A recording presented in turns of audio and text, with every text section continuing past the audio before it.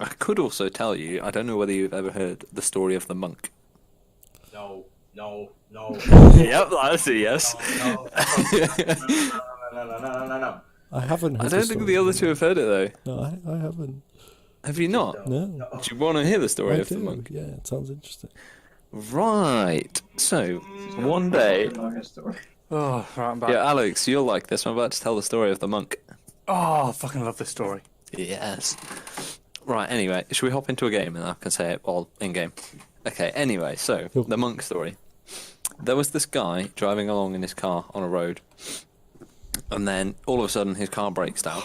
So he's like, oh, what's going to happen? What am I going to do? Because he's in the middle of nowhere, he's just come off the edge of a motorway, and there's no one around, no houses around for miles. All there is, there's a little dirt track that disappears into, there's a little bit of a wood, 3 people on red. little bit of a woodland. I changed to the wrong team. Time out.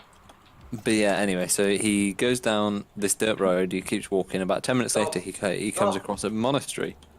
Okay, anyway, yeah, so this guy walks down this dirt road and he finds a monastery about 10 minutes walk away, so he's out, knocks on the door, and the head monk, he comes to the door and answers the door, says, oh, hello, good sir, how may I help you? Guy says to him, oh, I'm really sorry, my car's broken down. It's just on the main road. It's about a 10-minute walk from here, but there's nowhere around. I don't suppose you'd be able to give me a bed for the night, because at this point it's probably about 10 in the evening. So the monk's like, oh yeah, come in and join us. We're about to have dinner. So by all means, you can come in and join us. We can provide you with a bed for the night, and then we'll send you on your way in the morning. And it just so happens one of the monks who's here, before he became a monk, he used to be a mechanic, so he can take a look at your car if you'd like him to. And Guy obviously accepts, being like, oh great, I'll get a bed for the night and someone's going to have a look at my car. So anyway, he goes with the monk, sits down at dinner, eats a lovely meal with them, and then goes to bed, thanks them again for their hospitality, but goes to bed. But just before he can fall asleep, he hears this noise. You can't quite make out what it is, but it's like almost angelic sounding, and it's like the most amazing noise he's ever heard in his life. And he just can't get to sleep, and he's like, what is this noise? I really need to find out what this noise is. But about an hour later, as he's laying there wondering what this sound could be, he finally thinks, right, okay, I'm too tired for this, I'm going to go to bed. I'll ask the monks in the morning what this is. Anyway, dozes off, and then the next morning he wakes up, and the monks come to him and be like, oh, hello, good sir. How was your sleep? Says, oh, it was amazing, thank you. This bed was so comfortable. Thank you so much for everything you've done. And then the monks ask him if he wants to join them for breakfast. And some man says, oh, of course, I'll more than happily join you for breakfast, if that's what you should wish. But the monks ask him to join them for breakfast, and then as they sat around the table, the one monk who used to be a mechanic goes out to have a look at his car.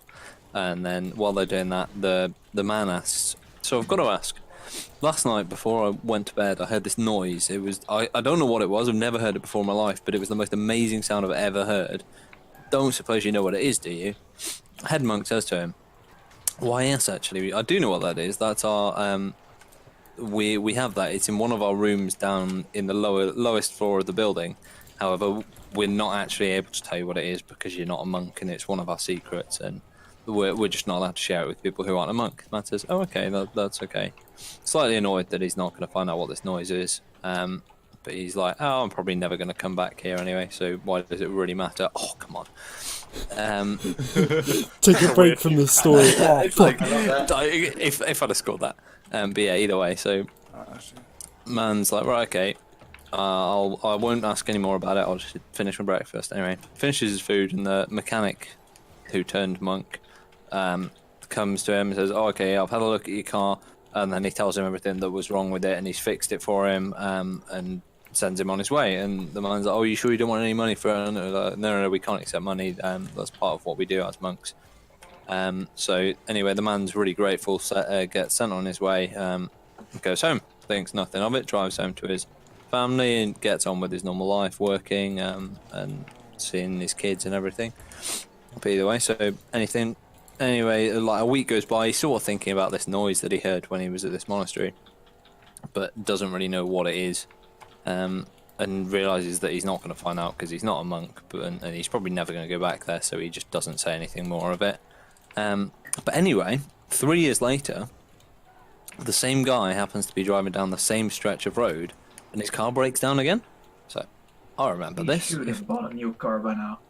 Oh yeah, he should have. But either way, his car breaks down again, and he's like, "Oh, I remember this. There's this little dirt track here, which if I follow this, it will take me to a monastery." So wanders off. 10 minutes later, sure enough, he comes across this same monastery, knocks on the door again, and then the head monk comes to the door and he's like, "Oh, I remember you. You're the good sir whose car broke down." And then he's like, "Oh yeah, how are you doing and everything?" He's like, "You'll never believe it, but my car's broken down again." And the monk's like, "Oh, not a worry, not a worry. You can come in and spend the night again. We'll have that monk. He's still here. He'll go take a look at your car. He'll fix it up for you again. Come in and join us for dinner." So anyway, the man goes in, has dinner with them, sits down, gets to know them a bit more because he sort of met them all before, but gets to know them and learns about what they did before they were monks. And one of them, when he was growing up, he was an aspiring rock musician, and yeah, either way, so he gets chatting with them, and one of them happened to be an aspiring rock musician and was actually quite successful, but he eventually gave it up because he felt called that wasn't what he was going to do, so he took up being a monk at this monastery. And then he got chatting with a couple of them. A couple of them used to be professional sports people. One of them played football, one of them played cricket, and it was just really interesting getting to know them and what they did as their general lives before they became monks, and just didn't even think about the fact. He's just really curious because he didn't think that people had lives before monks. He just thought that that's the way that they always lived. So obviously it's pretty interesting for him to learn more about this. But anyway, finishes dinner. The monk goes to have a look at his car and tells him, "Oh, your car's fixed. Don't worry about it. It was the same issue as before. You should probably get a new car, mate." Monk just calls him mate. I mean, he's met them before and he's had dinner with them twice. So what do you expect? But yeah, so this guy finishes dinner with them, but at this point it's like 11:30, and it's getting really late. So the monks just say, "I know your car's fixed, but why don't you stay the night again? I'm sure we've got a spare room for you. It's not an issue for us." So the man's like, "Oh, okay, but yeah, so he sleeps in the room again, and again he hears the same noise that he heard 3 years ago. He's like, "Right, okay, this is really weird. I heard it before, and I'm still hearing it, and I really want to know what it is. I know they said that I couldn't know what it was because I wasn't a monk, but I really need to ask them what it is, and I'm sure I've met them before. They're friends. Oh my god, that's perfect. We good to go for the penalty? Yeah, go. Okay. Your head. Yeah, continue. Yeah. So. But yeah, so he goes back. Oh damn! He goes back to his room and he's wondering about this, and then he finally goes to sleep. No, damn. Okay, finally goes to sleep. After hearing this noise again, and I'll be ref next game just so I can tell the story. Yeah. But yeah, so goes to bed, and then the next morning he wakes up, goes and has breakfast with the monks as he did before, and he asks them again. Look, I know I said about this before last time I was here, but I really want to know what this noise is. Like, you told me I couldn't know because I'm not a monk. That's fine, but just we've met twice before. You've had me for dinner. And I'm sure by now I'm basically a monk. Basically a monk, right? So you could just tell me what it is. And he's like, although you seem like a nice bloke, unfortunately we're not allowed because it is a monk secret. So it's part of the ready up. It's part of the thing where when you become a monk, it's one of the initiation things is you get told what this noise is. So he's like, right, okay. The only way I can find out what this is to become a monk. I'll become a monk. So the guy says, so he says to the monks, how go blue. No, go blue because I'm ref. Who go blue? Martin. Okay. Someone. But yeah, either way. So he's like, right, okay, if the only way to find out what this is to become a monk, how do I become a monk? Head monk says to him, right, okay, if you really want to become a monk... I'm still the van. Oh, don't worry about it. Everyone knows I'm ref, right? Yeah. Everybody knows you're blue anyways. Yeah, okay, yeah, blue Merc is ref. But yeah, so either way, monk says to him, okay, if the only way to become a monk is you've got to prove yourself, because some of these guys have been doing it they've gone through years of training to become a monk, so they had to put in years of their lives dedicated to this, so you've got to show you're equally dedicated. Or what you need to do to become a monk is go out and count all the blades of grass and all the grains of sand in the United Kingdom. So the man says to him, That's ridiculous. Why would I ever be able to count that? Did you know how many grains of sand are on the beach? And he was like, no, but I've trained years for this. If you want to become a monk, this is just what you have to do. Guy goes off grumbling. He's like, thanks for the breakfast, but you're not telling me what this is, and there's no way I'm going to be able to count everything. And so he's grumbling, gets in his car that's sort of broken but sort of fixed. And he's like, right, okay, I'm going to get a new car and I'm going to forget all about these guys. Grumbling anyway. Gets home and he thinks he's got an absolutely brilliant idea. He's like, right, okay, I don't have to go out and count every single blade of grass and every grain of sand on the in the UK. All I've got to do is work out how many fields and gardens there are, like square meter wise, and the same for beaches. Count in a meter square, and then multiply it by however many meters square there are, and I'll have the answer. And it will take me maybe a couple of weeks, but it'll be fine. So anyway, he goes out to his garden, gets a meter square, counts all the blades of grass in it. Takes him about a week and a half. He's there going out every day after work counting, and he's got a tally going on. But anyway, he finally gets all the grass counted. He's like, oh, right, okay, I've got that in a meter square. Now all I need is sand. So he goes to his local beach, picks up a meter squared worth of sand, and keeps it in a jar. And then when he gets home, leaves it on his bedside counter. And every night before bed, he counts grains of sand. And anyway, 3 weeks later, he's counted all the grains of sand. So at this point, he knows. And then he's calculated the square meter area of grass and sand across the UK. So he goes back to the monks, knocks on the door. Head monk comes to the door. He's like, oh, hello, good sir. Has your car broken down again? So I was like, oh, very funny. Haha, look who's got a sense of humour now and won't tell me what this noise is just because I'm not a monk. Well, fools you, because I know how many blades of grass there are and how many grains of sand there are. Head monk says to him, that's ridiculous. There's no way you could have worked that out in a month.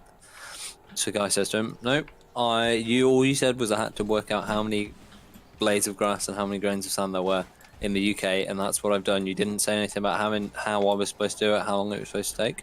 And monk says to him, right, okay, if you're so sure, tell me how many there are. Guy says to him, there's 378,269,384,912 blades of grass, and there's 4 times that amount grains of sand. Monk says to him, a little bit on the side. yeah, but either way, that's what he's counted. That's what he's counted. The monk said to him, well, that's ridiculous because that's exactly right. How have you managed this? And the monk says, I'll tell you how I've done that if you promise to tell me what this noise is. And the head monk says to him, right, okay, if you tell me what this is, I'll do one better. I'll show you what this noise is.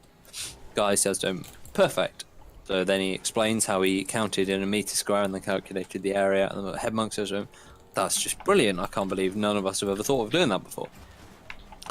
Either way, man says to him, right, okay, I've held up my end of the bargain. Now your turn. Come and show me what this noise is that I've been wondering for 3 years and a couple of months about, because you wouldn't tell me either time I was here, even though I'm basically a monk anyway. That it was. But yeah, so either way, monks take him. Right, okay, we uphold our end of the bargain. We're gonna show you what this is. All you need to do, follow us, and we'll take you to this room where the noise is. So either way, back to the monks.